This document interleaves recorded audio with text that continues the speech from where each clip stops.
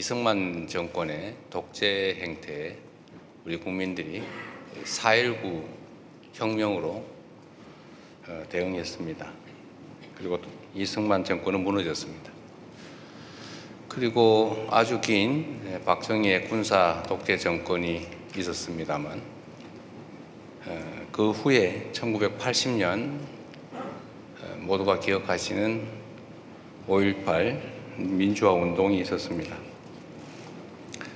실패했지만 잠시, 그러나 결국 1987년 민중항쟁으로 결국 우리 국민들의 주권 의지가 관철됐습니다. 그리고 2016년 다시 박근혜 정권이 우리 국민들이 든 촛불로 무너졌습니다. 그리고 가장 최근에 2024년 12월 3일부터 시작된 우리 국민들의 빛의 혁명으로 전 세계가 놀랄만한 친위 쿠데타 진압 그리고 민주정부 수립이 이루어졌습니다. 한강 작가가 이런 얘기를 했죠. 죽은 자가 산 자를 구하고 과거가 현재를 돕는다, 이렇게 말했던가요? 제가 작년 12월 3일 집에서 비상계엄 선포하는 장면을 보고 국회로 달려오면서 가장 먼저 떠올랐던 역사적 장면이 광주 민주화운동 당시에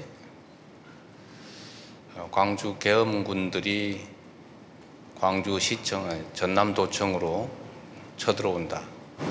우리 광주 시민 여러분, 전남도청으로 모여주십시오라고 방송을 했던 광주의 한 여성의 목소리가 기억났습니다.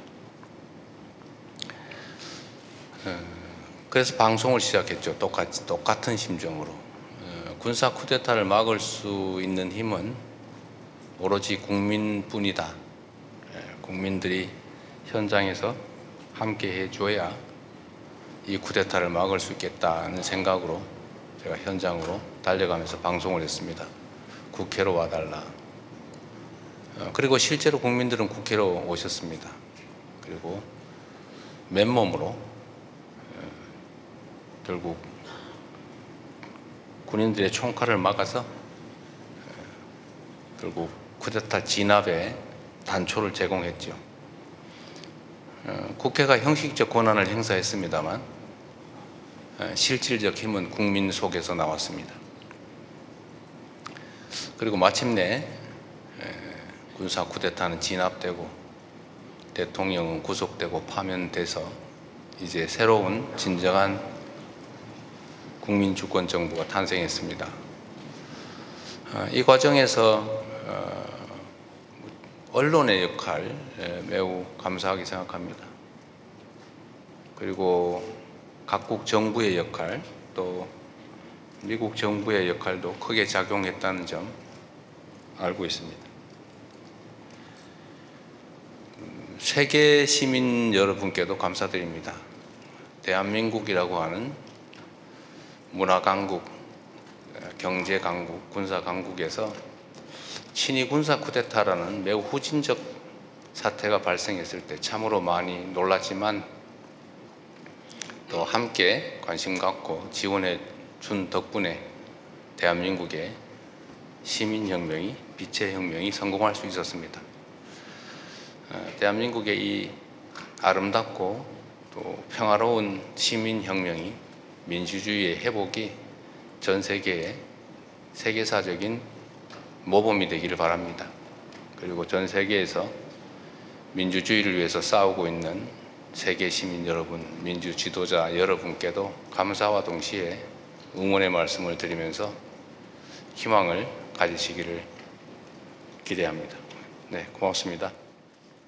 네, 말씀 감사합니다. 오늘 이 자리는 민주주의 회복을 위한 1년간의 여정을 함께 돌아보고 외신 기자 여러분들이 궁금해하시는 부분들을 소상히 답해드리고자 마련되었습니다. 대통령님께 질문하실 분들은 손을 들어주십시오.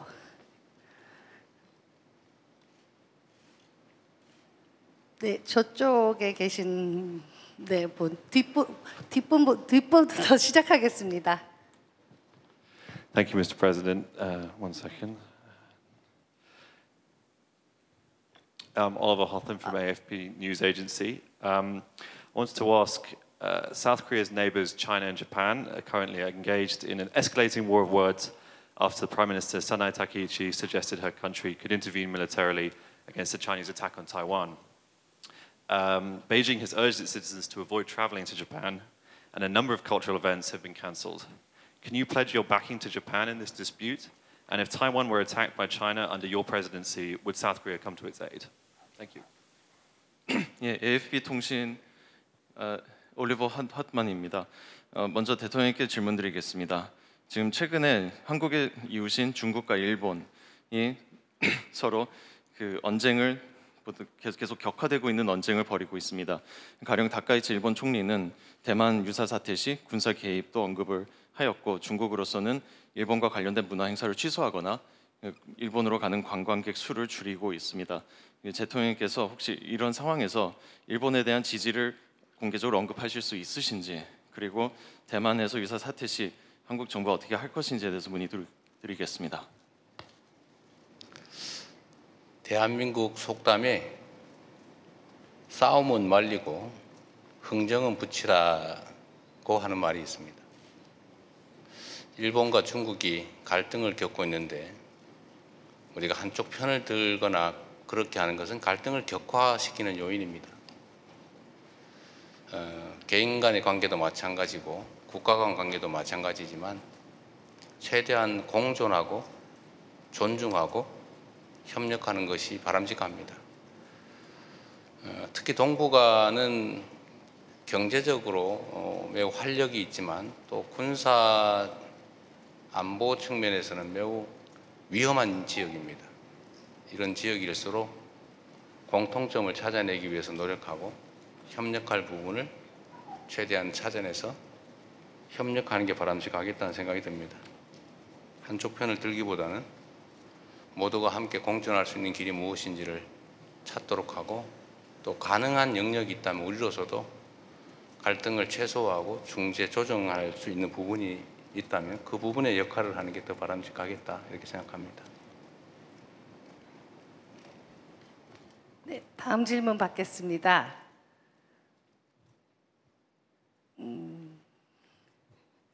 저 앞줄에 계신 분 소속과 성함을 밝혀주시기 바랍니다. 안녕하십니까 대통령. 제 이름은 제도 캐롤 NK뉴 CEO입니다. Kim Jong-ok sentenced to life of hard labor May 2014. Kim Kuk-gi life of hard labor June 2015. Chae Chong-gil life of hard labor June 2015. Ko Young-chol sentenced in 2016. There are 3 other South Koreans who have not been named by North Korean media who have been detained in the same time. All have spent almost a decade now cut off from their families, and 3 successive presidencies, Yoon Suk-yeol, Moon Jae-in, Park Geun-hye, have failed to bring them home. At the same time, we've seen US detainees go home. We've even seen Japanese detainees go home. What is your message to the families of these South Korean citizens, and what are you going to do differently this time to help get these gentlemen home? Thank you. 예, NK 뉴스의 채도 캐럴입니다. 그동안 여러 명의 한국 국민들이 북한에 잡혀 있고 사례들이 많이 있습니다. 2014년, 2015년 등에 총 4명의 그 교화 노동형을 받은 한국 국민들이 북한에 잡혀 있고, 이외에도 이름을 알지 못하는 3명이 더 있습니다. 약 10명에 달하는 한국 국민들이 이렇게 북한에 잡혀 있는 상황이라고 보겠습니다. 그런데 북한에 잡혀 있었던 많은 미국인, 미국 국적자, 그리고 심지어 일본 국적자들도 풀려나게 되었습니다. 그러나 이 상황에서 저는 대통령께 질문드리고 싶습니다. 이렇게 북한에 잡혀 있는 한국 국민들의 가족들에게 어떤 메시지를 드리실 수 있으신지, 그리고 전임 대통령들께서 이분들의 석방을 위해 석방을 달성하지 못했는데 대통령께서 다른 어떠한 노력을 하셔서 이런 석방을 만들어내기 위해서 노력하실지 여쭙고 싶습니다. 처음 듣는 얘기인데. 안보실장님 한번 얘기 한번 해보세요. 한국 국민이 잡혀 있다는 게 맞아요? 어떤 경위로 되어 있는지.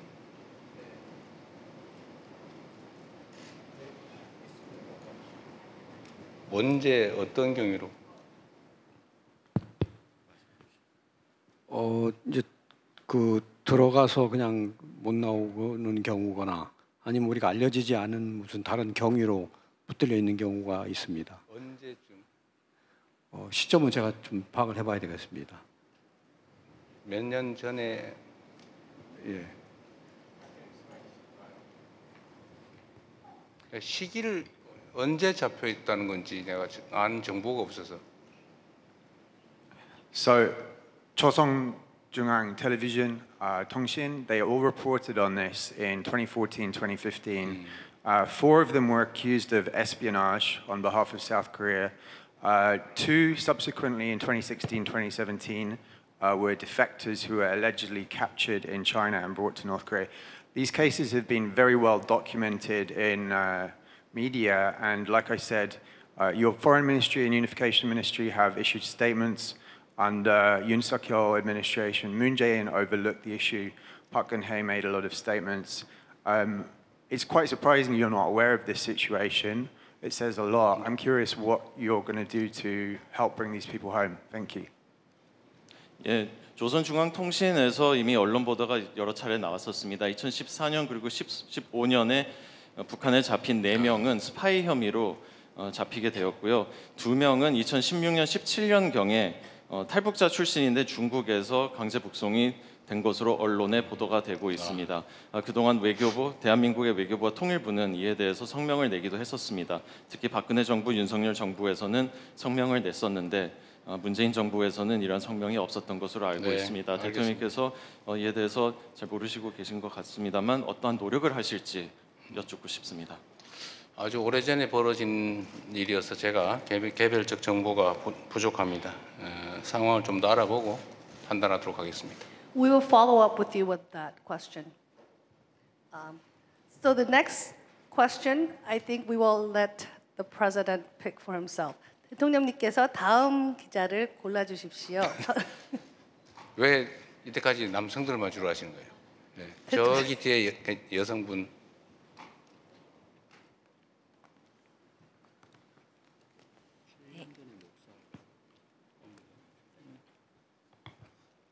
네, 안녕하세요. 로이터 이정윤 기자입니다.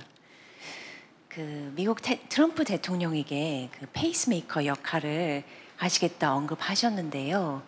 페이스메이커는 방관자가 아니고 오히려 경주 앞에서 뛰면서 결국 이길 선수를 리드하는 역할을 하지 않습니까? 대통령께서 혹은 우리나라가 북한 관련 페이스메이커를 위해 어떤 구체적 역할을 할 수 있다고 보시는지, 또 이런 역할 수행이 가능하다고 보시는 근거가 어떠신지 궁금합니다. 지금 현재 대한민국과 북한의 상태는 바늘구멍조차도 없는 상태입니다. 대화가 완전히 단절됐을 뿐만 아니라 대화 통로, 하다못해 비상 연락망까지 다 끊어진 상태입니다. 그리고 아주 짧은 시간이지만 북한은 우리 남측의 접촉 노력에 대해서 전적으로 거부하고 있습니다. 우리가 할 수 있는 일은 일방적으로 유화적 조치들을 하는 것 정도입니다. 예를 들면 아시겠지만 대북 방송을 중단한다든지 또는 단파 방송을 중단한다든지 오해될 수 있는 군사적 행동을 최소화한다든지 뭐 이런 것들이죠. 그리고 북한에 끊임없이 선제적인 제스처, 유화적 제스처 이런 것들을 보내는 겁니다. 그러나 미국은 할 수 있는 게 많이 있죠. 그리고 아시겠지만 지금 한반도는 여전히 70년간 정전 상태인데, 종전하지 못하고 휴전 상태인데, 이 휴전 협정의 법률상 당사자가 미국입니다. 대한민국 정부는 그 정전 협정에 참여하지 못했죠. 아마도 그때 당시에 군사작전 지휘권을 미군에게 양도했기 때문이었을 것 같습니다. 뭐 지금도 비슷한 상황이죠. 그리고 북한은 체제 보존이 가장 중요한 또는 최종 과제인데 이 체제 보존을 보장할 수 있는 것이 미국이지 대한민국은 주요 주체가 아니다라고 판단하는 것 같습니다. 그러나 사실은 한반도 상황의 직접 당사자는 대한민국과 북측이죠. 안타깝지만 그래서 아무것도 안 할 수는 없고 또 트럼프 대통령의 이 평화에 대한 의지도 강하고 또 현실적으로 할 수 있는 역할도 크기 때문에 우리 때문에 남측의 입장 때문에 북미 간의 소통이나 협력, 협상이 제한받지 말라. 그리고 북미 대화를 위한 제반 조건들 중에서 우리가 할 수 있는 최선의 협력을 해 나가겠다. 구체적으로 뭐냐라고 물으면 하다못해 판문점을 잘 관리해 주는 것도 역할이겠고 또 우리가 이런 입장을 객관적으로 공개적으로 표명하는 것조차도 객관적인 조건을 조성하는 데는 도움이 되겠지요. 왜냐하면 뭐 통미 복남이니 뭐 이런 형식적인 내용을 가지고 또 제한을 받기도 합니다. 그러지 말라는 겁니다. 저는 북미 간의 관계가 개선되는 것이 또 먼저 개선되는 것이 한반도 문제를 해결하거나 또는 문제를 완화하는 데 도움이 된다라는 게 제 판단입니다. 이번에 에이펙 계기에서도 미국 트럼프 대통령은 김정은 위원장을 만나기를 원했고 또 기대도 했습니다만 잘 안 됐지요. 또 뭐 상황이란 언제나 변하는 것이니까 언제든지 소통하고 협력할 수 있도록 우리가 객관적인 상황들을 최대한 조성해 나가겠다. 한미 연합훈련 문제도 뭐 그 중에 하나겠죠. 대화 여건 조성에 필요하다면 또 미국이 전략적 레버리지가 필요하다면 뭐 그런 문제들도 충분히 논의하고 고민할 수 있다라고 해줘야 미국도 아마 북한과 협상 또는 대화의 문을 여는데 도움이 되지 않을까 싶습니다. 끊임없이 환경을 조성하는 조정자로서의 역할을 해나가고 또 이게 근본적으로는 우리가 주체적으로 한반도 문제를 해결하는 길이라고 생각합니다. 현재로서는 바람직하지 않지만. 네. 그리고 이쪽에 우리 분홍색 옷 입으신 보라색. 네. 기회를 주셔서 감사합니다, 대통령님. 저는 미국 NBC 방송국의 김성희 기자고요. 벌써 트럼프 대통령 2번씩이나 만난 정말 어떻게 보면 짧은 시간에 만났던 기록을 세우셨는데요. 그 2번의 만남을 통해서 대통령님과 트럼프 대통령이 어떤 부분이 잘 맞는다고 생각을 하셨는지 하지만 또 반대로 어떤 부분은 진짜 조율이 필요하구나 시각차이 이렇게 클까 했던 부분이 뭔지 그래서 그런 맥락 속에서 그 2번의 만남을 통해서 내가 얻은 성과는 제일 큰 성과는 이거다. 그렇지만 아쉬운 점은 이거다라고 보시는 게 뭔지 간략히 부탁드리겠습니다. 감사합니다. 네, 저는 트럼프 대통령과 대화할 때 상당히 흥미롭고 재밌다는 생각을 했습니다. 어쩌면 좀 동질감 같은 것도 느끼는 게 있었죠. 트럼프 대통령은 제가 보기에는 미국의 국익을 위해서 최선을 다하는 것으로 보였습니다. 저는 국가 지도자는 당연히 그래야 된다고 생각합니다. 물론 그 상대인 우리 입장에서는 괴롭고 힘들죠. 약간 거친 면도 있어서 쉽지는 않지만 또 그 역시도 미국의 국익을 최대화하기 위해서 할 수 있는 일이라고 생각합니다. 저 역시도 마찬가지죠. 우리 대한민국 국익을 최대화하기 위해서 애를 씁니다. 어쩌면 트럼프 대통령도 한미 통상 안보 협상에서 꽤 힘들었을 겁니다. 그러나 또 흔쾌히 그 결과에 대해서 존중하고 또 상대를 인정해주고 그런 점이 실용주의자로서의 면모가 뛰어나다라고 생각됩니다. 현실주의자이고 실용주의자이고 또 협상의 또 딜의 대가이기도 하고 또 한편으로 상대를 존중하기도 하는 것 같습니다. 김정관 장관에 대해서 터프한 협상가였다. 좀 무능한 사람이길 바랬는데 좀 힘들었다고 하셨던가? 뭐 그런 표현을 했죠. 아주 멋있었다고 생각합니다. 앞으로도 자주 대한민국과 미국 간의 여러 문제들에 대해서 직간접적으로 논의하게 될 텐데 언제나 말씀드리는 것처럼 합리적인 결론에 이를 수 있으리라고 믿습니다. 우리 하기 나름이다. 성과. 성과라고 하면 지금까지 우리가 하지 못했던 핵추진 잠수함, 핵추진 잠수함을 우리가 확보할 수 있게 되었다는 점 아닐까 싶습니다. 동북아시아의 전략적 중요성, 또 우리 입장에서도 가질 수 있는 전략적 유연성, 자율성 이런 측면에서 보면 매우 유용한 결과였다고 생각됩니다. 자, 다음 질문은 좀 지역을 옮겨가서 아시아권 언론들에게 좀 기회를 드리겠습니다. 저기 두 번째 줄에 네. 소속과 성함을 좀 밝혀주십시오.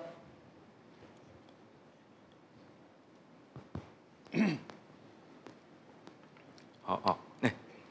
저는 일본 아사히신문의 가이스라고 합니다. 잘 부탁드립니다. 저는 한일 관계에 대해 몇 가지 여쭤보고 싶습니다. 대통령님께서는 조만간 일본으로 방문하신다는 그런 일부 보도도 있었습니다만 최근에 한일 급반 당국 간에 협력이 잘 되지 않는 경우도 있었습니다. 그리고 사독한산 문제도 아직은 한일 간에 의견이 일치하지 않는 부분도 있다고 생각합니다. 이러한 문제를 어떻게 극복하고 앞으로 한일 관계를 어떻게 해 나가실지 궁금합니다. 또 한 가지는 요즘 캄보디아 무대로 사기 사건이 있었는데 거기 한국 사람뿐만 아니라 일본 사람도 많이 감염하고 있다고 합니다. 이런 문제를 해결하기 위해서 어떤 방안을 생각하고 계시는지, 그리고 한일 당국 간의 협력 같은 거 생각하고 계시는지 여쭤보고 싶습니다.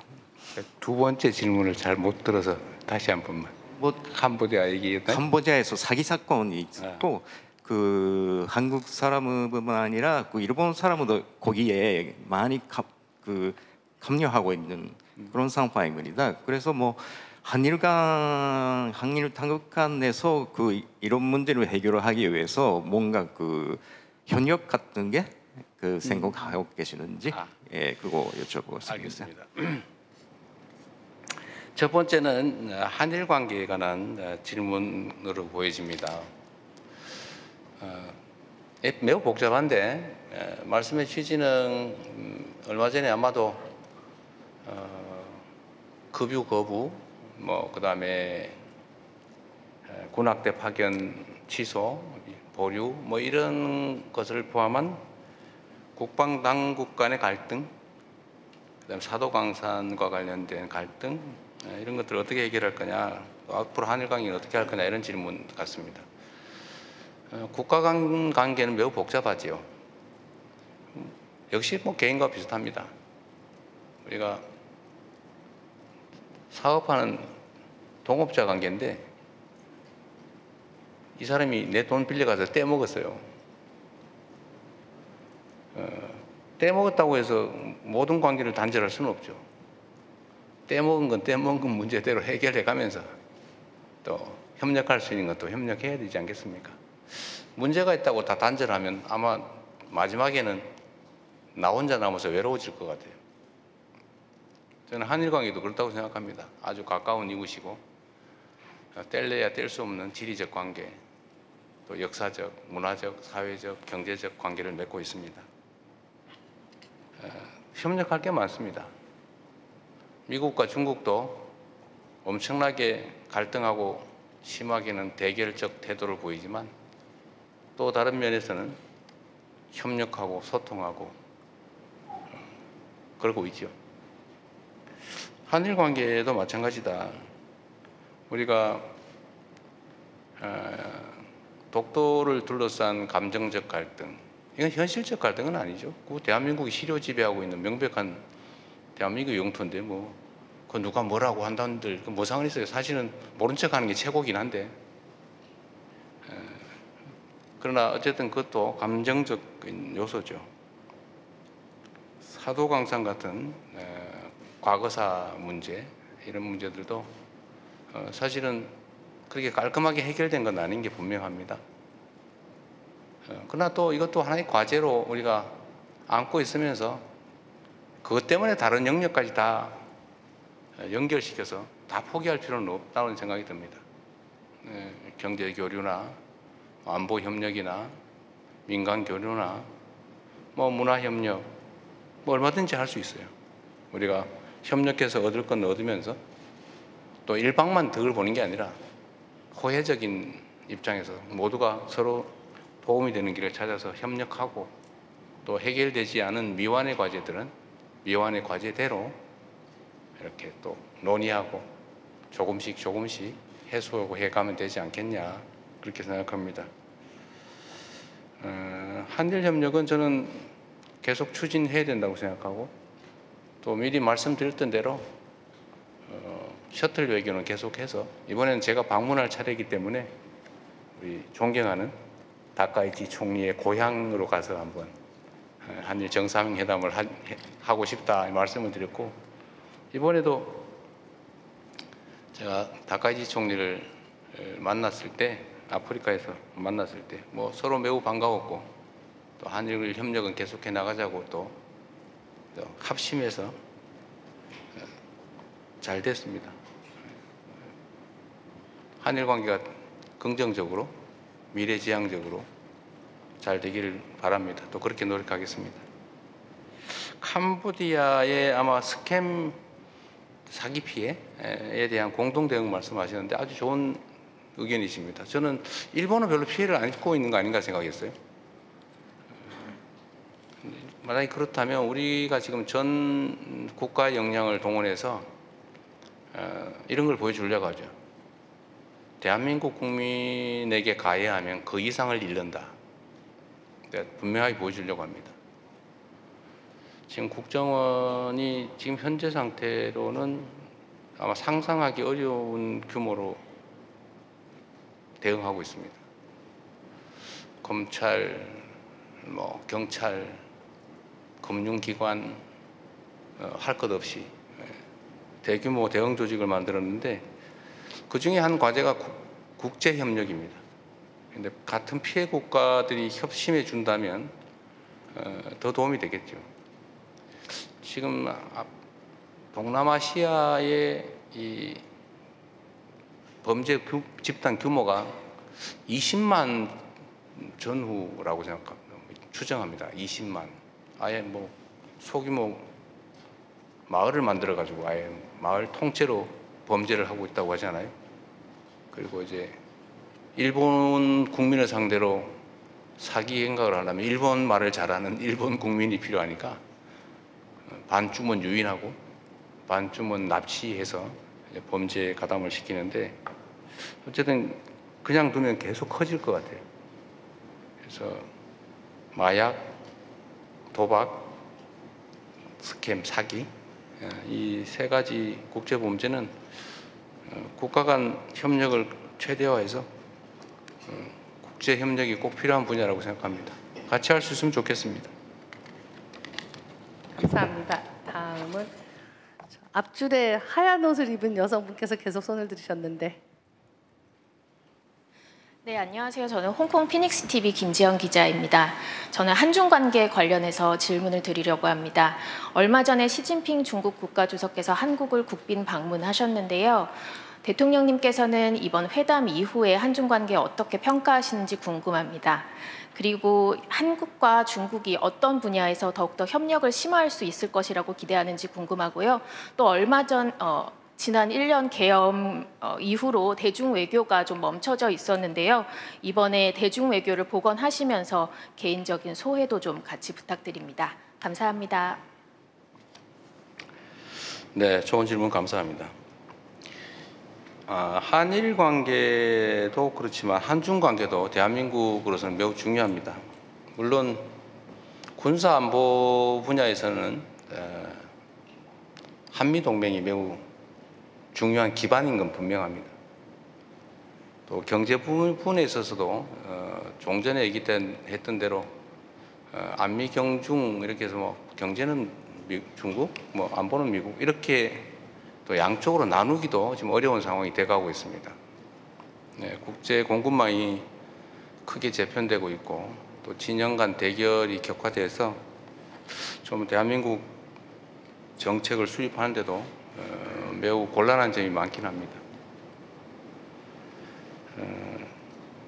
그렇지만 역시 대한민국과 중국은 지리적으로, 경제적으로, 역사적으로, 사회 문화적으로 뗄래야 뗄 수 없는 관계입니다.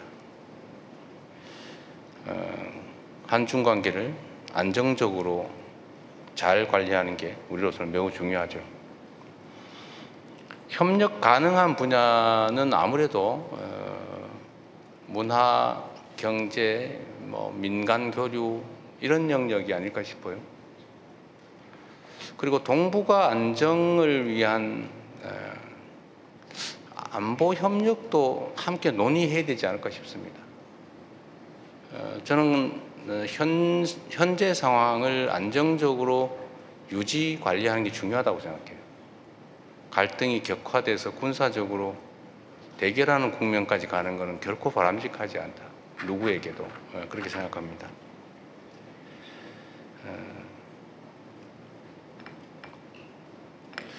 시진핑 주석과의 면담은 아주 흥미진진했어요. 의외로 농담도 잘하시더군요. 생각보다. 한중 관계를 재설정하고 한중 관계를 새롭게 발전시키는 좋은 계기가 됐다고 생각합니다. 가능한 빠른 시간 내에 중국을 방문해서 정상회담을 광범위하게 또 충분한 시간을 가지고 여러 분야에 대해서 논의했으면 좋겠습니다. 아주 기대가 됩니다. 시기가 언제 될지는 모르겠어요. 제가 시 주석과 헤어지면서 가급적 빠른 시간 내에 올해 중으로 좀 방중했으면 좋겠다 말씀드렸더니 뭐 가능하면 그렇게 해보자고 했는데 아마 준비 상황이나 중국 상황이 그렇게 빠르기는 어려운 것 같습니다. 좀 시간이 걸릴 것 같은 생각이 듭니다. 이번 에이펙에서의 이제 한미 정상회담, 한중 정상회담은 매우 유용했다고 생각됩니다. 대한민국이 지금까지 매우 불안정하게 외교 관계를 유지했다면 매우 안정적으로 변화시켜서 미래지향적으로 외교 관계를 수립하고 진척시킬 수 있게 됐다고 평가합니다. 네, 다음 질문은 앞에 조주희 기자님. 저 ABC 뉴스 조주희입니다. 아까 그 성과 중에 핵 추진 잠수함을 말씀하셨는데요. 팔로우업 퀘스천을 좀 드리고 싶어요. 미국에서 워싱턴에서 아직 여전히 그 핵 추진 잠수함 관련 논의가 그 글로벌 비확산 규범을 약화시킬 수 있다는 그런 우려도 많이 제기되고 있습니다. 그래서 이번 지금 협상 과정에서 한국이 미국과 커뮤니케이션을 할 때 뭐 대한민국이 우라늄 농축이나 재처리 능력을 확보하려는 의도가 있다 없다 뭐 명확히 커뮤니케이션을 하고 계시는지 아니면 혹은 그 부분에 있어서 지금 어떻게 로드맵을 혹은 전략을 짜고 있는지 좀 궁금하고요. 그다음에 또 하나 여쭤보고 싶은 게 있어요. 오늘 뭐 그 토픽이 민주주의 관련해서니까 K 민주주의 그러시는데 우리가 그 대한민국이 뭐 팝, K-팝, K-뷰티, K-푸드, K자를 많이 잘 붙였어요. 네. 근데 이번에 또 K 민주주의라고 하시는데 이게 K 민주주의가 다른 민주주의랑 뭔가 좀 뭐 독특한 유니크한 무엇이 있어서 K 민주주의라고 명명을 하셨는지 궁금하고요.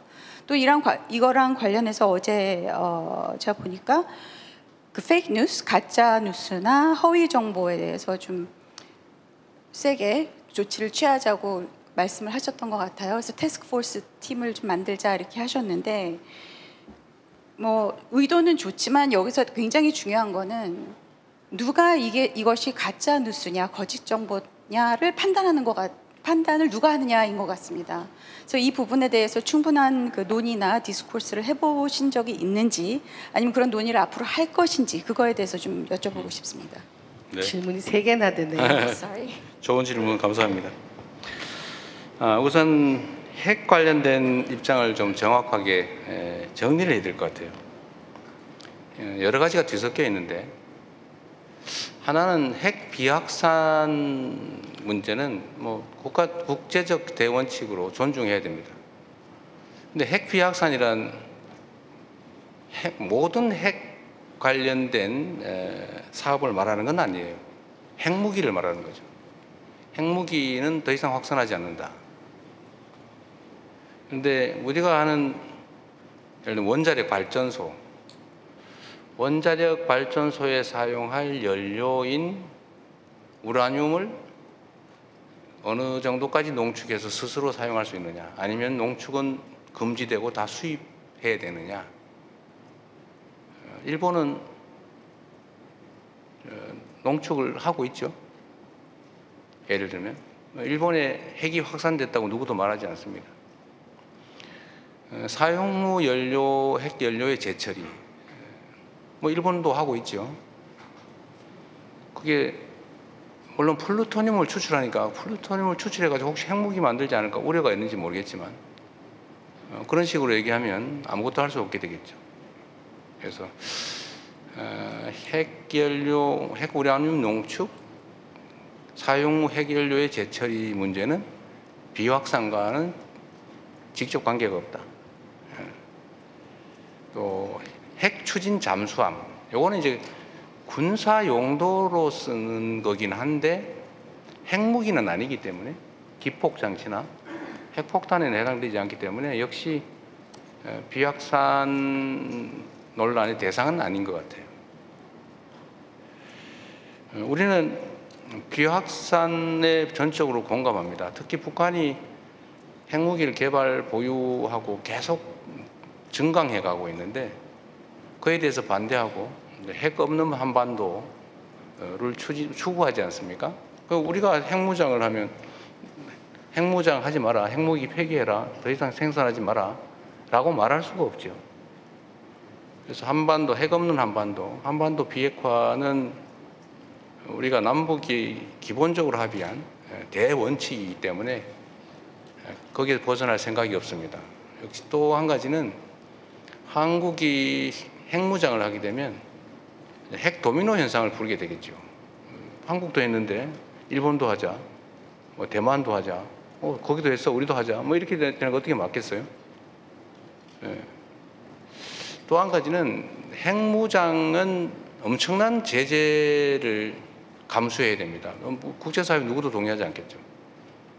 특히 한국과 원자력 협정뿐만 아니라 뭐 안보 조약까지 맺고 있는 미국이 절대로 승인할 리가 없죠. 핵무기 개발을. 이미 있는 전술핵도 다 철수했는데 결국 핵무장을 하게 되면 엄청난 국제 제재, 경제 제재 뭐 견뎌야 되고 그러면 이제 누구 얘기처럼 북한처럼 되겠죠. 과연 우리 대한민국 경제가 견뎌낼 수 있겠냐? 우리 국민들이 감내할 수 있겠냐? 그렇게 할 수는 없죠. 또 그럴 필요도 없죠. 우리 북한에 대한 군사력 억지력 수준은 자주 말씀드리지만 대한민국의 국방비 현 지출 수준이 북한의 1년 총생산보다 1.5배가 많습니다. 국방비 지출 규모가 북한의 연간 국민 총생산 GDP의 1.5배예요. 군사력 수준도 주한미군 전력을 빼고도 세계 5위로 평가받지 않습니까? 비교가 안 되죠, 북한하고. 그러니까 지금 전 윤석열 정권에서 군사 도발을 해가지고 전쟁을 시작한 다음에 그걸 빌미로 비상계엄을 하려고 북한을 마구 자극을 했는데 북한이 반응이 없잖아요. 네? 무인기도 보내고 뭐 풍선도 보내고 뭐 방송도 하고 뭐 그 외에도 많이 했을 것 같아요. 지금 발각이 안 돼서 그렇지. 근데 그런데도 조용하고 오히려 북진을 저지하기 위해서 철로를 끊고 도로를 끊고 장벽을 쌓고 삼중 철조망을 설치하고 있어요. 넘어올까 봐. 이게 한반도의 군사적 현실입니다. 이런 상태에서 굳이 경제 제재, 국제 제재를 감수하면서 핵무장을 한다는 것은 저는 비상식적인 행동이라고 봐요. 그래서 어제 제가 우리는 핵무장 하지 않는다. 핵무장을 추진하지 않는다고 명확하게 말씀드렸던 겁니다. 말씀하신 것처럼 미국 일각에서 대통령은 이렇게 트럼프 대통령이 명확하게 핵추진 잠수함 건설 승인하겠다. 즉 원자력 협정을 뭐 바꾸든지 아니면 그 안에서 승인하겠다라고 입장을 명확하게 했어요. 또 핵 재처리 또 우라늄 농축은 그게 한국에서 하면 우리가 어디서 수입하냐 그랬어요. 우리 러시아에서 한 30% 수입합니다. 그랬더니 트럼프 대통령께서 그러면 그거 저 자체 생산하면 많이 남겠네. 그러면 동업하자 이래가지고 그럼 5대5로 동업하기로 하고 그 동업을 저 누구한테 맡겼어요? 러트닉한테 맡겼어요? 그런 얘기하면 안 돼요? 그렇게 편하게 얘기된 겁니다. 러트닉이 맡아서 한번 해보십시오. 이렇게 얘기했어요. 이건 보안 비밀은 아닌 것 같아서 얘기 드리는 거예요. 이게 잘 됐어요. 근데 이게 그럼에도 불구하고 이제 미국 정부 일각에서 약간 신중한 태도, 속도에 대해서도 약간 뭐 그렇게 서두를 필요가 있나 이런 태도라는 느낌이 들어요. 그 이유는 아마도 핵무장 우려 때문이 아닌가 생각을 합니다. 우리는 추측이 그래요. 그래서 우리가 명확하게 입장을 낸 겁니다. 우리는 핵무장할 생각 없다. 현실적으로 불가능하다. 해서는 안 된다. 라는 점을 명확하게 해서 전 세계에 우리가 핵무장을 할 필요도 의사도 없다라는 점을 분명하게 말씀드리고 오늘도 그 말씀을 분명하게 좀 드립니다. 그래서 이게 비약산 규범에 위반되는 건 아니다라고 정리할 수 있겠습니다. 두 번째로 K민주주의의 독특성, 유니크한 점이 뭐냐 이렇게 말씀하셨습니다.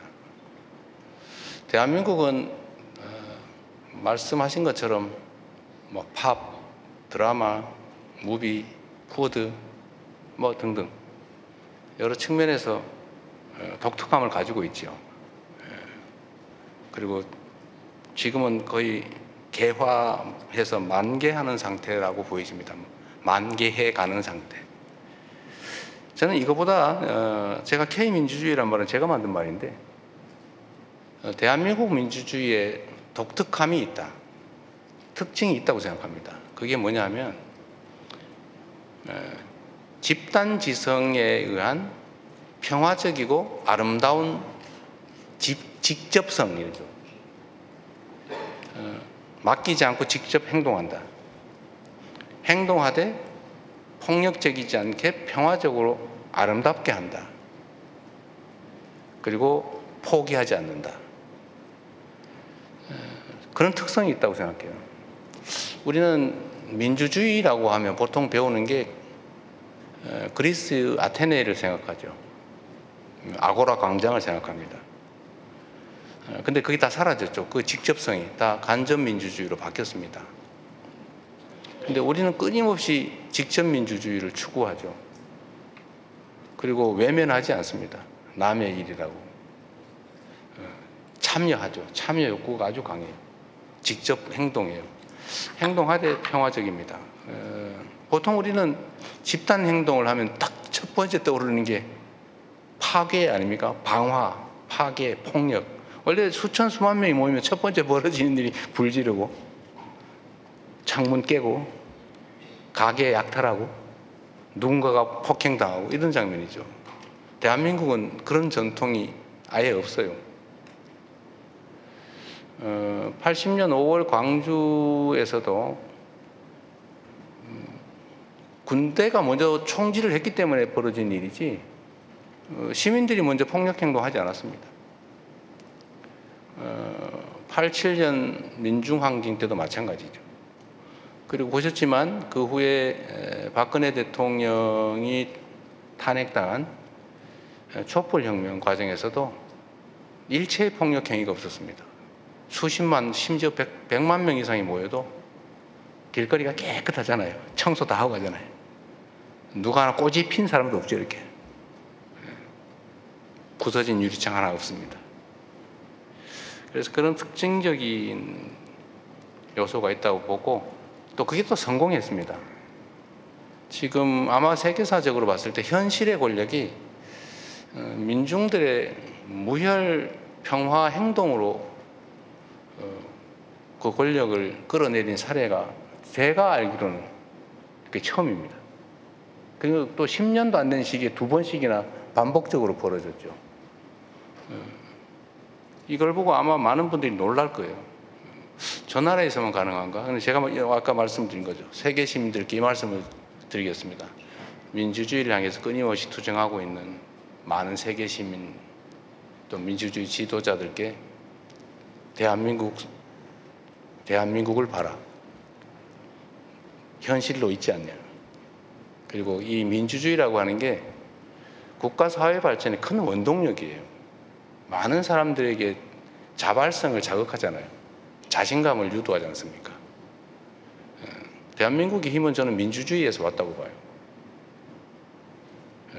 각각의 개성과 인격과 인권이 존중되는 사회, 사람을 귀히 여기는 사람이 곧 하늘이다. 이런 사상, 사고 이런 것들이 저는 민주주의의 큰 원천이 됐다고 보고 그게 현실에서 발동되고 주권의식에 충만한 국민들이 비효율적이고 비민주적인 시스템을 결코 용납하지 않는 그런 것들이 국가 발전에 경제 발전, 사회 발전, 문화 발전에 큰 힘이 됐다고 생각해요. 그게 저는 자랑스러워할 만한 대한민국 민주주의의 특성이다. 모범으로 삼을 만한 아테네는 먼 이상 속에 있는 민주주의지만 대한민국 민주주의는 지금 당장 현실 속에 있는 현실적인 모범이다 라고 당당하게 말씀드릴 수 있습니다.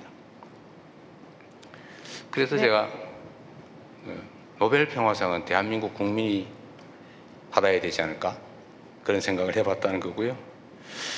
민주주의와 관련해서 허위 정보에 대한 대응이 결국은 표현의 자유를 침해하고 일종의 독선으로 갈 수 있지 않냐. 누가 가짜임을 판단할 수 있느냐. 이 말씀을 하셨어요. 맞는 지적이십니다. 그러나 이런 건 있죠. 누구도 이견이 없는 상식을 가진 보통의 사람이라면 부인할 수 없는 명백한 허위들이 많습니다. 예를 들면 중국 정부가 작업을 해서 대한민국이 그 부정선거로 뭐 대통령이 뽑혔다. 뭐 이런 주장이 있잖아요.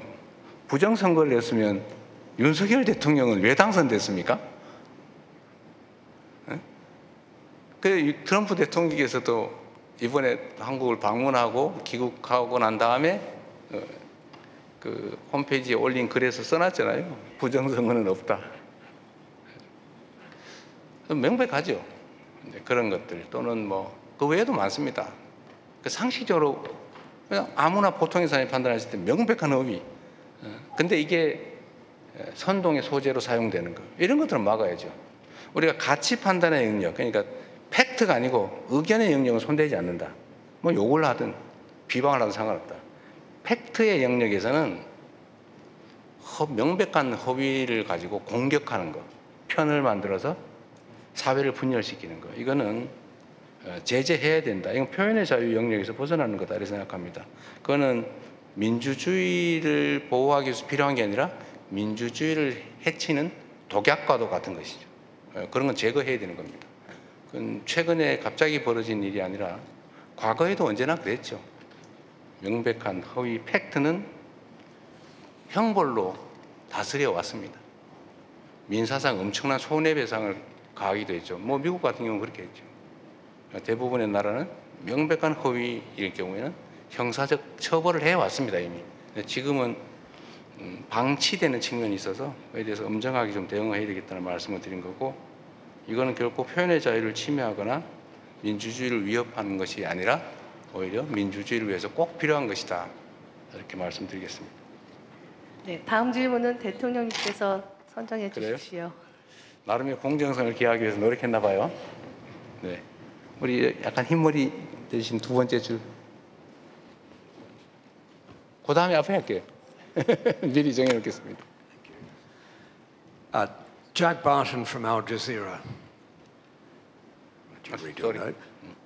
The opinion polls show there is wide support for your policies since martial law, pragmatic centrist policies.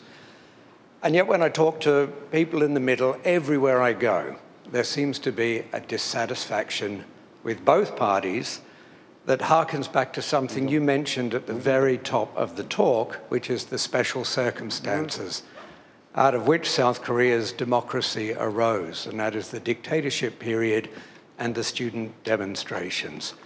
And at heart of the grumbles that I hear from most people is that the PPP can't divorce itself from the legacy of the past, from the dictatorship years, but equally so the Democratic Party can't seem to move on from its student movement heart or the idea that it's an opposition party, and even when it wins a resounding electoral success, as the perception is, it spends more time going after the other major party than it does focusing on policy. So there is happiness out there that South Korea absolutely has moved on, it has proved resilience, but also a general dissatisfaction that the two major parties are still in this dynamic. And it seems like a dynamic that would lead to history repeating itself, perhaps not as dramatically as we saw a year ago. But is this something that South Korea should try to overcome? If it should, how could it overcome this? How could the two main parties move on and become something that all of the people can appreciate? 예, 알자지라의 필립 잭 바튼입니다. 최근 여론조사를 본다면 대통령님의 정책, 즉 중도적이고 실용주의적인 정책에 대한 지지가 매우 확고한 것 같습니다. 그러나 한국의 정치, 특히 두 개의 거대 당에 대한 불만은 계속 있는 것 같습니다. 보신다면 한국의 그 민주주의가 성장해온 특수한 환경을 보신다면 이거는 과거의 독재 정부 그리고 이에 맞선 학생운동, 민주화 운동으로 대변이 될 수 있겠습니다. 그러나 이는 현재 두 정당에 그대로 투영이 되고 있습니다. 국민의힘은 과거와 이별을 못하고 있다는 지적을 많이 받고 있고, 동시에 민주당도 운동권 또는 야당의 기지를 버리지 못한다라는 그런 비난을 동시에 받고 있습니다.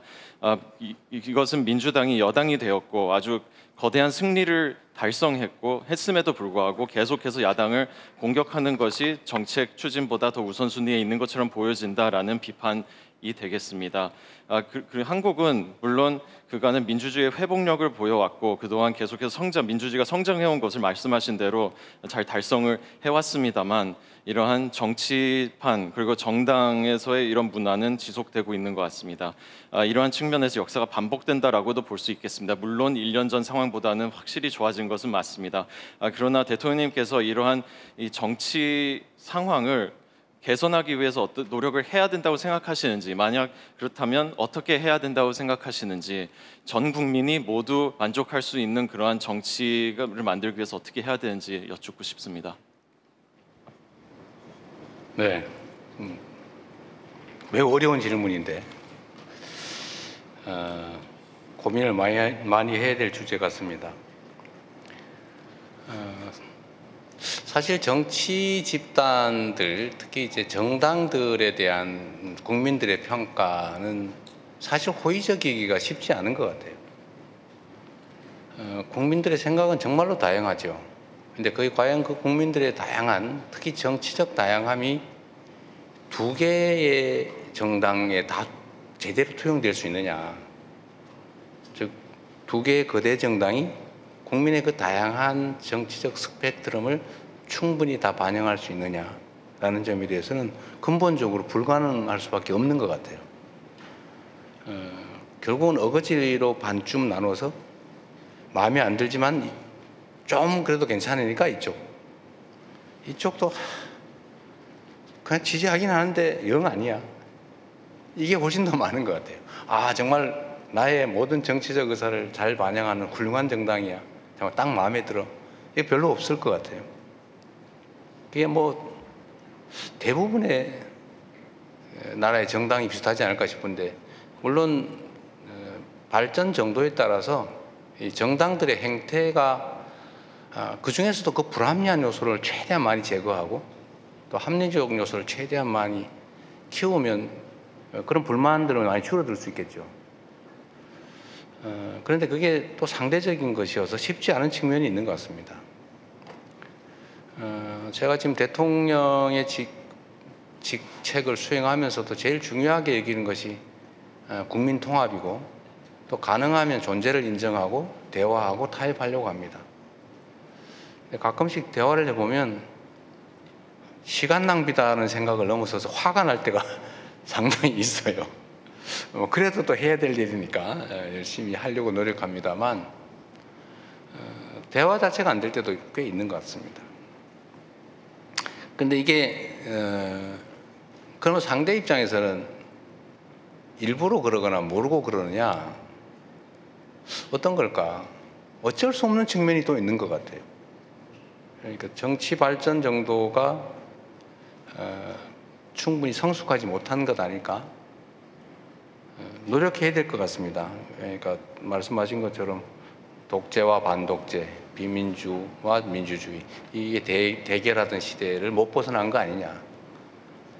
대한민국이 충분히 민주적이지 못하고 좀 독재적이고 폭력적일 때는 소위 민주화 투쟁, 민주주의 투쟁이 중요했죠.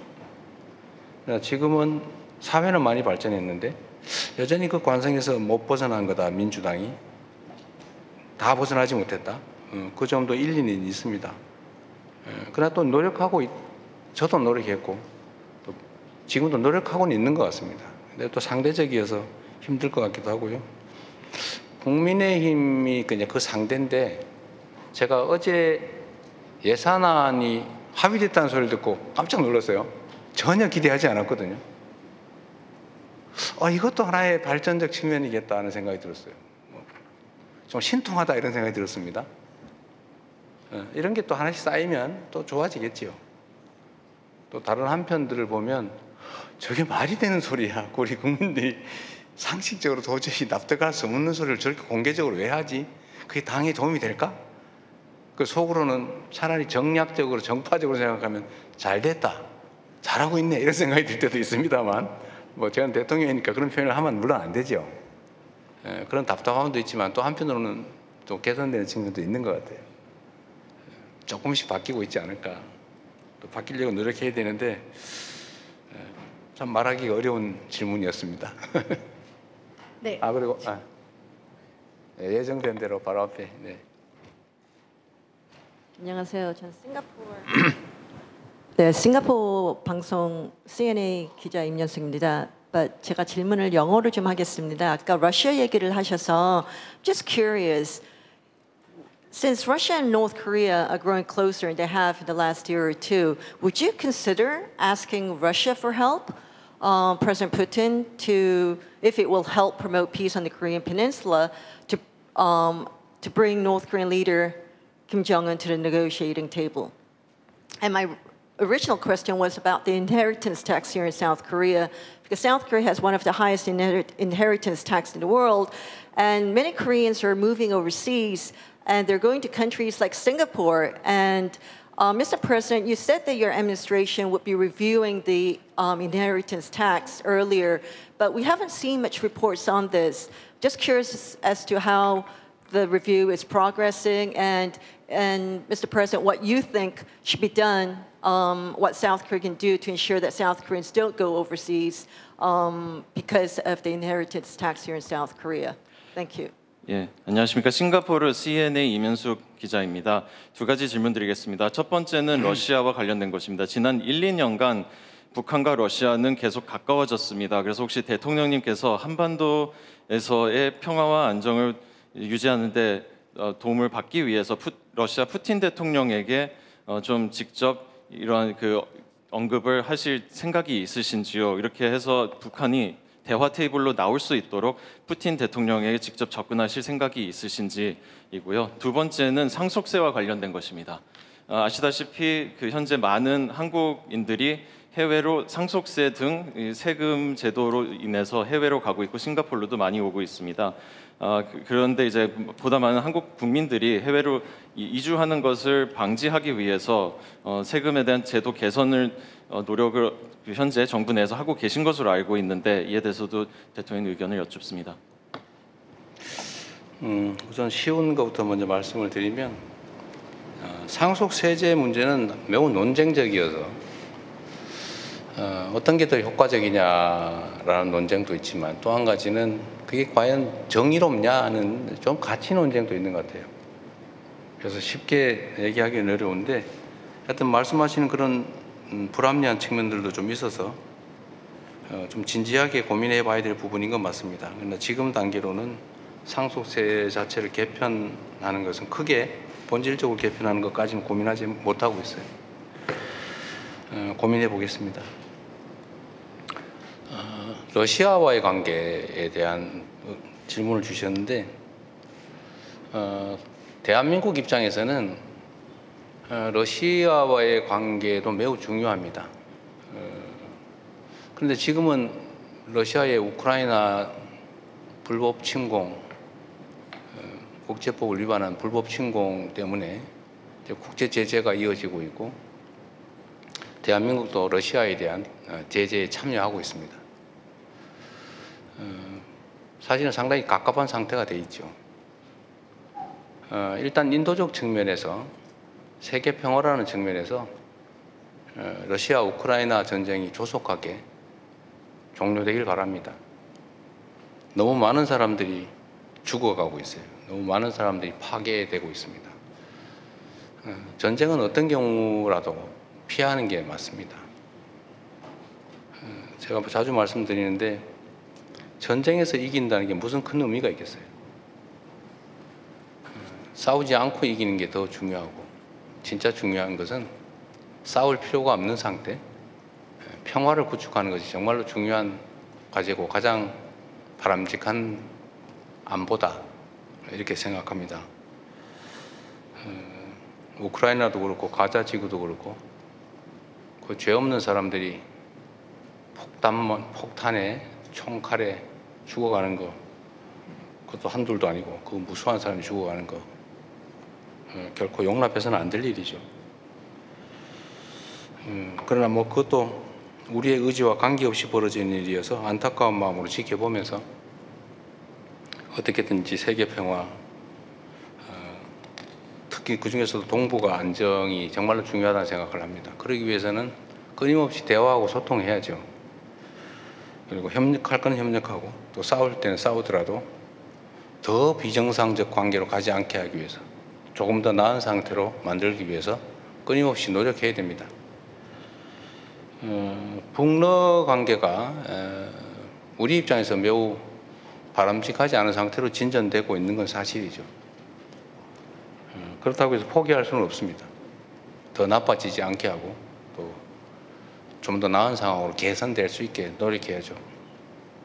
러시아와의 관계도 저희로서는 참 어렵긴 하지만 끊임없이 소통해 보려고 노력합니다. 그러나 지금 단계로서는 할 수 있는 게 매우 제한적이라는 점은 분명합니다.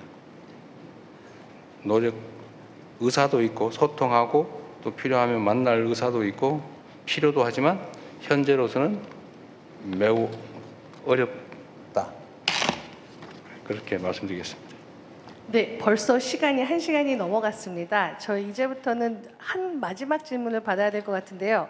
지역상 이번에 기회를 못 받은 지역의 스페인어권의 기회를 드리겠습니다. 네.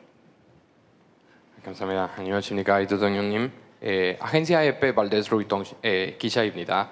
I'm going to make my question in English. Thank you for the conference today. Recently, you commented in social media that the previous government brought the country to the brink of war amid allegations of covert leaflet operations to North Korea, which have been denounced by Pyongyang before the United Nations. My question is, would your administration consider issuing a state-level apology to Pyongyang for these actions as a way to help to reduce tensions? Thank you very much. 예, 안녕하십니까, 스페인 EFE 방송입니다. 최근에 대통령님께서 SNS에서 전 정부가 대한민국을 전쟁 직전 상태까지 몰고 갔다라고 말씀을 하셨습니다. 그 이유 중 하나는 은밀한 전단지 작전을 북한에서 수행을 했다는 것입니다. 이는 또한 유엔에서 비방을 받기도 한 사안입니다. 그러나 이와 관련해서 대통령님께서 북한과의 긴장을 완화하기 위해서 국가 차원의 사과를 하실 생각이 있으신지 여쭙고 싶습니다. 어떻게 제 마음속을 들여다보고 그런 질문을 하신지 모르겠어요. 차마 말을 못하고 있습니다. 저는 사과해야 되지 않을까 생각을 하면서도 자칫 잘못하면 이게 소위 우리말로 하면 종북몰이 정치적 이념 대결의 소재가 되지 않을까 그런 걱정이 돼서 차마 말을 못하고 있습니다. 근데 물어보니까 다행스럽다 싶기도 하면서 속을 들켰나 싶은 생각도 들어요.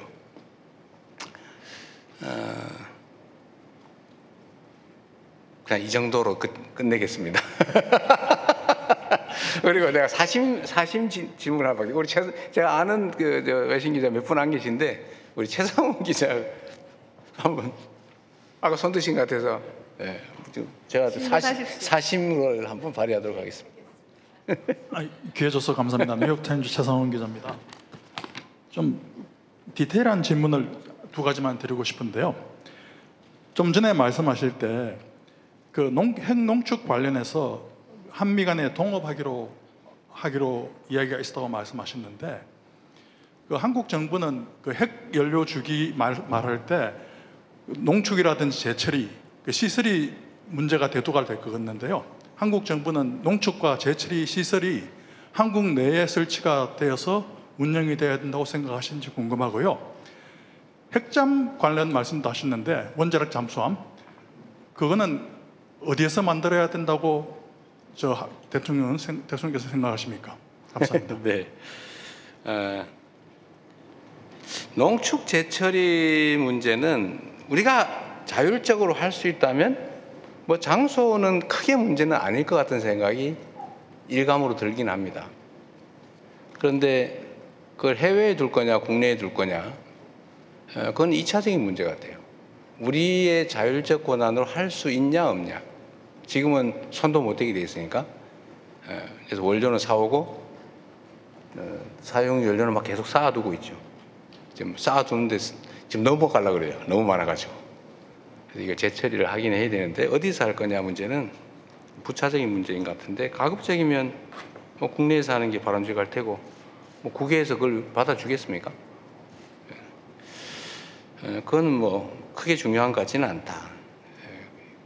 두 번째 핵잠수함 건조 장소 문제는 트럼프 대통령께서는 뭐 미국 제조 부흥 측면에서 미국에서 필라델피아 조선소에서 하는 게 어떠냐 이렇게 일단 말씀을 하셨습니다. 근데 이건 이제 계속 협의를 해봐야 되는데 우리가 가진 관점으로는 거기서 생산하는 게 현실적으로 매우 어렵습니다. 그렇게 쉽게 할 수 있으면 지금 미국이 잠수함 건조 역량이 사실 매우 제한적이잖아요. 지금 아마 속도가 느려서 문제일 거예요. 국외에서 생산할 수도 없고 국내에서 생산해야 되는데 건조 역량에 아마 한계가 있는 것 같아요. 그래서 하고 싶은 것만 이해하지만 현실적으로 어떨까? 과연 가능할까? 이 측면을 좀 따져봐야 될 것 같고, 뭐 우리 입장에서야 세계 최고의 그 조선 효율성을 가지고 있는 국내에서 하는 게 가장 생산비도 싸고 생산 기간도 짧고 또 경제적 측면에서도 또는 군사 안보적 측면에서도 바람직하겠죠. 우리가 요구한 거는 만들어 달라, 기술을 달라 아닙니다. 그냥 우리가 만들 테니까, 우리 기술로 만들 테니까 금지되어 있는 연료 공급만 하게 해달라. 연료만 공급해라. 미국에서 공급만, 즉 승인만, 허용만 해라. 우리가 만들겠다. 우리 기술로. 이런 취지였죠. 만들어 달라. 기술 이전해 달라가 전혀 아니었습니다. 이것도 많은 논쟁을 거쳐야 될 것 같긴 합니다.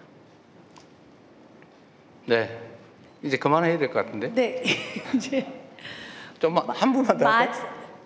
마지막으로 한 명만 더 할까요? 네. 그러면 사심으로 하세요. 사심으로. 사심은 아니고요. 서울 외신기자 클럽을 대표해서 그러면 부회장으로 있는 중국 일민일보의 강영빈 기자님께서 질문 한번 그러네. 해주십시오. 네. 중국 안 했군요. 네. 안녕하십니까. 네, 중국 인민망의 가영빈 기자입니다. 저는 질문은 좀 아니고 저희 외신기자 클럽 저희 이제 회원분들을 대표해서 이제 몇 가지 말씀만 좀 드리도록 하겠습니다. 우선 오늘 이렇게 그 외신기자 회견을 마련해주신 우리 이재명 대통령과 그 해외홍보 비서관실에 이러한 자리를 마련해주신 데 대해서 저희 외신기자 클럽 회원들을 대표해서 감사의 말씀을 먼저 드리겠습니다. 이런 기회가 참 흔치 않기 때문에 저희들이 이제 오늘 여러 가지 질문을 할 수 있었다라고 생각을 하고 있고요.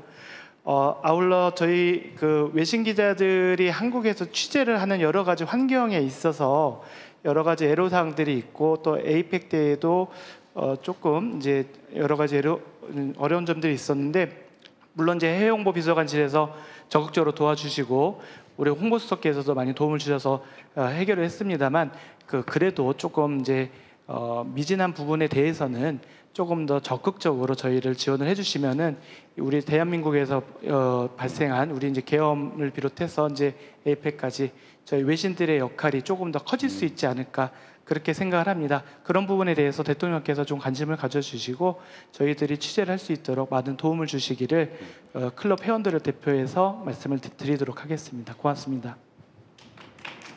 네, 말씀 감사합니다. 이제 마무리로 대통령님의 마무리 말씀을 듣고 종료하겠습니다. 근데 중국 언론은 정말 질문이 없었던 것 같아요. 저분 한 분밖에 안 계세요? 여기 두 분이 아까 하셨습니다. 했어요? 네. 죄송합니다. 빠진 데 없죠, 그러면? 빠진 데가 없으면 여기까지만 하겠습니다. 외신 취재 지원을 좀 강화해 달라는 말씀은 그건 뭐 전적으로 당연히 그렇게 해야 되는데 좀 부족한 게 있으면 구체적으로 말씀을 하시고 지원은 최대한 해드리도록 하십시오. 언론의 역할은 정말로 중요합니다.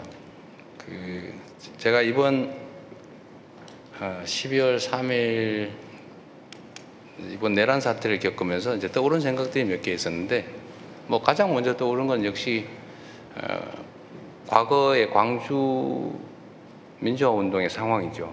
뭐 제가는 그때 목격하지도 못했고 언론 통제에 속아가지고 광주가 진짜 폭도들이 나라를 뒤집기 위해서 반란을 일으킨 걸로 알았어요. 폭동을 일으킨 걸로 알았습니다. 그래서 군대에 의한 무력 진압이 온당하다 이렇게 생각하고 저도 정부 그다음에 그 사이비 언론들이 속아가지고 그들을 편들어서 광주의 그 억울한 희생자 가족들을 비난했죠. 죽어 마땅하다. 왜 저거밖에 못 죽였나 뭐 이런 식의 주장에 동조했죠. 그래서 언론이라 정말로 중요합니다. 그리고 또 한 가지 생각은 당시에 작전 지휘권, 군대 이동에 관한 권한은 미군이 가지고 있었는데 어쨌든 공수부대들이 광주로 다 이동해가지고 학살을 자행할 때 저는 지금 그게 어떻게 정리되는지 모르겠지만 이 군대에 대한 지휘 권한을 가지고 있는 미국 당국이 최소한 방임, 동조 했다는 그 역사적 사실 때문에 한미 관계가 심각한 위기를 겪기도 했습니다. 반미 감정이 재고되고 고조되고 요 근처에 있는 뭐 미 문화원, 상공회의소, 대사관 막 이런 데가 공격 대상이 되기도 했죠. 그래서 이번에도 사실 그런 점들이 매우 걱정이 됐습니다. 당시 또 한 가지는 참 광주 때는 모든 언론을 통제했죠. 근데 그 중에 외신 기자들, 사진 기자 활동이 아주 비밀리에 이루어져서 그게 이제 광주의 실상이 알려지는데 크게 도움이 됐어요. 그래서 이번에 이제 그런 생각이 떠올랐습니다. 그런데 이번에 또 그런 점 때문에 어쨌든 제가 유튜브 방송을 통해서 많이 알려야 된다. 우리가 언론의 역할을 대신해야 된다. 그런 생각도 하고 또 미 대사관 또 미 당국하고도 연락을 많이 했어요. 과거의 그 경험 때문에 한미 동맹, 한미 관계 매우 중요한데 여기서 혹시 삐끗해가지고 군사 반란 세력들, 쿠데타 세력을 혹시라도 옹호를 하거나 아니면 방임하거나 이런 모양이 되면 치명적 상황이 발생할 수 있다 해서 우리 위성락 그때 당시에 우리 외교 참모 활동하시던 분들 통해서 많이 연락을 했는데 어쨌든 많은 것들이 잘 해결됐습니다.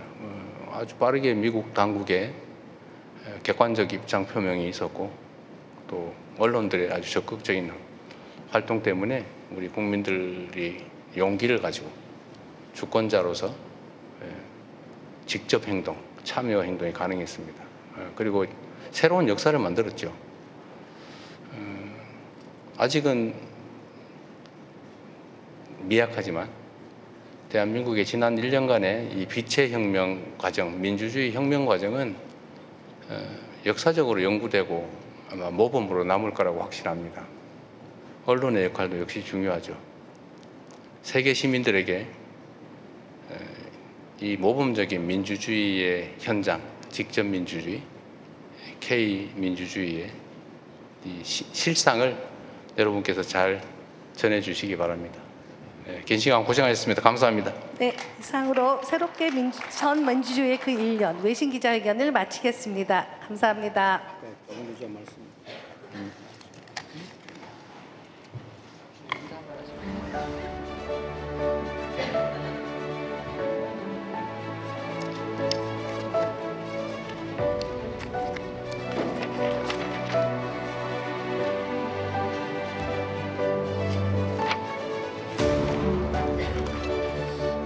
아까 NK 뉴스에서 질문하신 내용은 우리